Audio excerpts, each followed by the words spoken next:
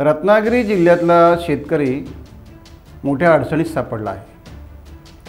अडचण म्हणजे अशी की ज्या शेतामध्ये पेरा करायचा आहे तिथे गुडघावर पाणी साचलं आहे, पण निसर्गावर मात करण्याची ताकद असलेला कोकणातला हा शेतकरी निसर्गाला घाबरण्यातला नाही, तो खंबीरपणे उभा राहणार आहे।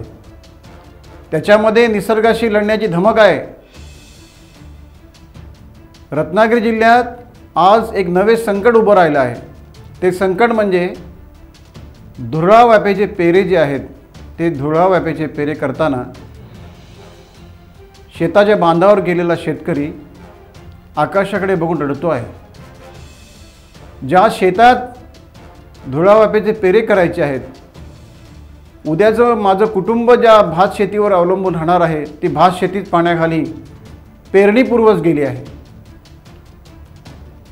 विशेषतः उत्तर रत्नागिरी जिल्ह्यामध्ये भात शेतीमध्ये अगोदरच मान्सूनपूर्व पावसामुळे गुडघाभर पाणी साचले आहे। शेतकऱ्यांसमोर हे नवे संकट उभे राहिले आहे, पण या संकटावर भिणारा कोकणातला शेतकरी नाही, तो लढणार आणि काही दिवसातच पेरे होणार असा विश्वास त्याला वाटतो आहे। टाइम्स डिजिटलला लाईक करा, शेअर करा, सबस्क्राइब करा आणि बेल आयकॉन दाबायला विसरू नका।